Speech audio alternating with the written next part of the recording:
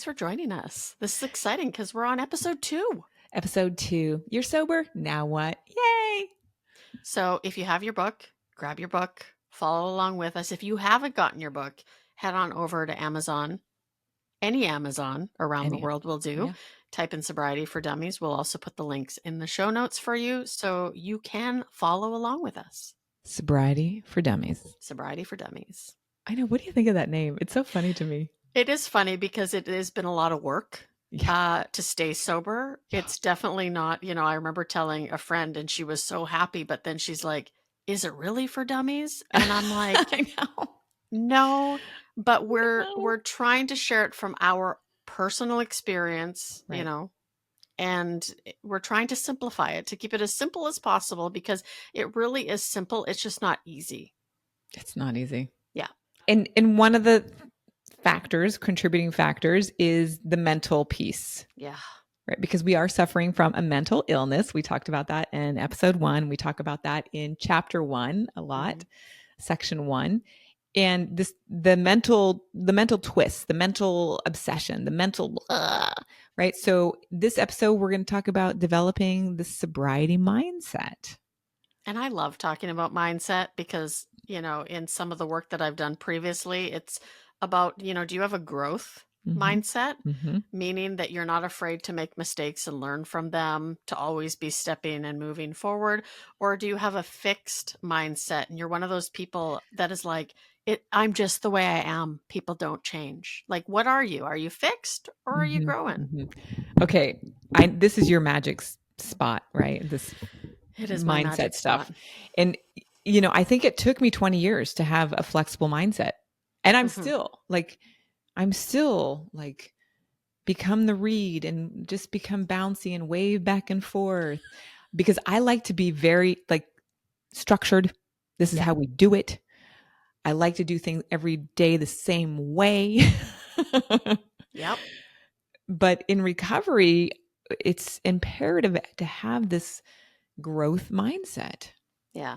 Things change, things evolve. I hear the word maintenance in recovery, and that word actually kind of irks me, because I'm like, we don't want to just stay the same, because if I was the same in my first year than I am now, I would be horrified. Forget it. Right? It's always about growth. It's about learning new things, because we are truly amazing people. Indeed. I just want to put that out there. So I actually want to, if you flip over to chapter 2, there is a section called Developing a Sobriety Mindset. Okay. So what page? It's page 28, the mindset for sobriety.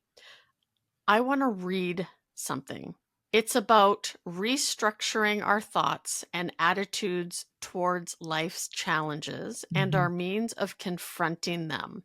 To become sober and thrive in that sobriety, one must adopt a mindset that fosters growth, resilience, and self-compassion. And I wanted to read that because it's like, I never wanted to cope with anything. I use substances, alcohol being the main one, to cope with anything, right? Life threw at me. So, of course, when I got sober, I was like, how do I deal with life?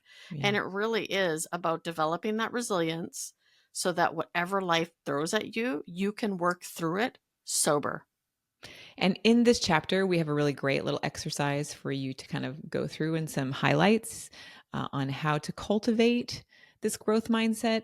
And then I also want to just plug here that cultivating this growth mindset, it's daily. Like, you can't just go at it once a week. It's building a muscle. Yeah. Yeah, it is. It's a practice. And it's just that. It's a practice. I mean, I didn't learn how. Do you remember learning how to ride a bike?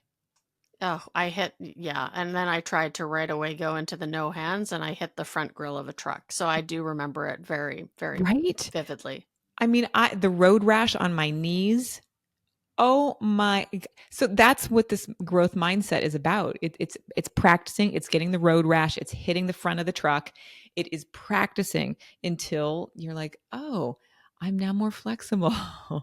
I have more room, more compassion. And really, it's more self-compassion, because I know when I fall into that rigid area, I have no self-compassion. Yeah. And we're really hard on ourselves. Yeah. right? I mean, we from drinking, you do Mhm, these things, mhm. you wake up the next morning and you feel guilty and you feel ashamed. Mm, So we've been so hard on ourselves for so many years. We have to learn how to have self-compassion. It doesn't excuse everything we've done, but we can change it. we can. Yeah. In this section, we talk about breaking down barriers to sobriety, like how do you stop looking at your triggers. Now, I don't like that word trigger, so I'm just giving you a shout out right now. I use the word spark, but in our book, we use the word trigger, and then later we'll use the word spark. Yeah. Trigger just reminds me of a gun, and I'm Yeah. just like it like horrifies me every time I hear it. Yeah. So, in this chapter, we break down like what are those, how can you address those things that make you want to act out and hurt yourself through Hmm. drinking, through using, through acting inappropriately. Yeah. Oh, it's so hard. It is hard. And, this kind of brings us nicely into so if moving on to chapter 3, overcoming emotional challenges. This is part of the mindset too. Mm, Because I don't know about you, Lane, but I grew up in a time where it was like, suck it up, buttercup, yeah, right? If you had emotions to feel, you forget didn't it. share them, right? It was Mm-mm, almost like we wore that like a badge of honor. And it's kind mhm. of screwed us over today. And so part of developing the sobriety mindset is having the ability to be able to share your emotions, because when you're in recovery or you've built a sober community, you're going to meet so many amazing people, Yeah. right? And you'll meet your people where they will give you a safe space Mhm. to share your emotions, because we need to get that out. I think that's one of the coolest things about people in recovery is that we understand all it takes is a look. Like literally, I'll know when I see you, your headspace, your Hmm. emotions, and being able to, open up and just be like, okay, what's going on? And holding that space for somebody to express their emotions is so valuable. Oh Yeah. my God. And you may have heard the term dry drunk. I see it Yeah. all the time where Hmm. people decide, okay, yeah, maybe I do have a problem. I got to put down the drink. And they get sober, but they don't have many sober friends. Yeah. They don't have any tools to work on, okay, why are you reaching for the alcohol in the first place? And Yeah. they call it a dry drunk. It's like the only thing difference is you don't have a drink in your hand.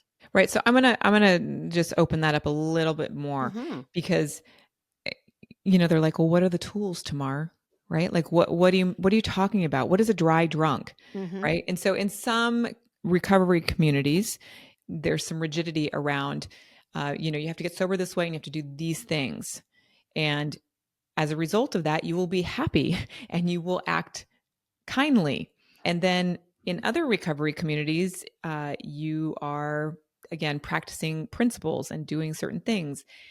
And so when you don't get involved with a community or a set of principles or a program, you're on your own or you're with your therapist and that's it, which is not a lot of reflection, right? So when you're in these groups and communities and using principles and tools, you have a lot of people reflecting at you, right? Remember when you were on the playground and you were acting out and you were just being a little asshole like Maybe. that? I'm talking about for me, really. Like I was just that little like, "Rah." And then nobody wanted to play with me. I'd be like, how come nobody wants to play with me? And my teacher's like, well, because you're not being very nice, Hmm. right? So when you put down alcohol and you don't have those reflection points and you're not very nice, it's like, oh, well, then you just keep doing your life and you're not growing and you're not emotionally expanding and you're staying in this very small, constricted box. Hmm. I hope this is making sense for people because it's really, really key to understanding how the mindset piece works here and how we can draw ourselves out and not be a dry drunk, Hmm. using tools beyond just a therapist, because that's a Yeah, very small box. it is. You want to have a large box with many people around you to interact with so you can really see like your emotional wellness. Like how are you interacting with people? That is such a great monitor. It's such a gauge. It is. Like I don't want to be prickly. No, nobody wants prickly people. And I have had people tell me you're like really prickly right now. Like, And that's the thing, even in sobriety, mhm, these mhm. things happen. So if you don't have that community, you don't have that support, you don't have those tools, like we talked about, you're a dry drunk. But there's a great story actually on page 41 about Lawrence. Ooh, And 40. it is, I mean, it is fairly well known that Mhm. people who become sober, Yep. I mean, we did anything to get alcohol, right? And if you put half that amount of effort into your sober life, you could do quite well. But we still, like we talked about, actually, if you haven't listened to episode 1, make sure you go back. But like we have this drive, right? We will do anything to get a drink. Mhm. And a lot of people talk about the fact that people in recovery are can be quite successful.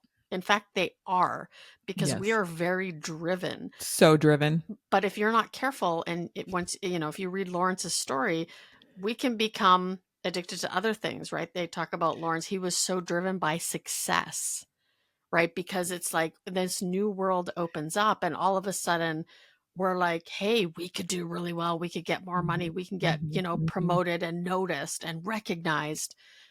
And that can get out of hand too. It can create all these emotions like anger, frustration, right? Mhm. And when we start acting out again, which is a slippery slope when you're living a sober life. Well, and it also, again, it just takes you down to that very small box, living in that confined space. I'm working. This is what I'm doing. I'm focused on this one thing. Like that kind of confined, narrow headspace mindset is not great for somebody who wants to thrive in recovery. And remember, recovery is going beyond. Recovery is about doing some hard work here, doing some deep reflection and inner work. And that deep inner work is pausing, you know, asking people, "Hey, what do you think about this? Should I be working 18 hours a day?" Right? Like Lawrence was crazy. I mean, God bless him.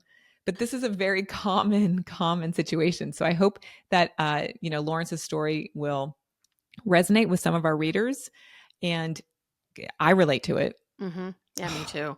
Gosh. I mean, Yeah. 12 years in, I still feel like a baby in sobriety, because I really am. I'm really just learning how to live. Mm. I catch myself all the time Yeah. where I'm like, hey, I'm saying yes to too much Mhm. because I want to be needed. I want to be liked. And that comes back to that fear, right? It's like, man, that fear of abandonment is coming back up for me. And why? It hasn't been there for so long, but they creep up. So that's why it's important to, go through the book. There's exercises that you can do, there's stories that you can read that will help you. And use this, like, flip back and forth, right? Yeah. It's not Yeah. just the book is meant to jump into any chapter at any time and go through it. Yeah.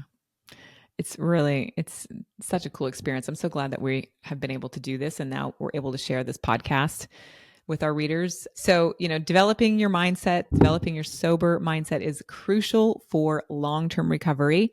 Tamar, I think we can wrap it up.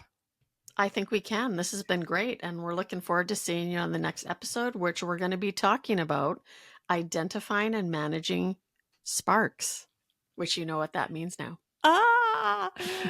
So make sure to order the book or download some free chapters. And I also want to invite you over to the Mindful Life app where everything is located. So the book is there, the podcast episodes are there, and some other freebies are there, as well as some meditations for you. So the Mindful Life app will have that in the show notes as well. Thanks for hanging out with us, Tamar. It's always so good. It's been so much fun, and we'll see you next time.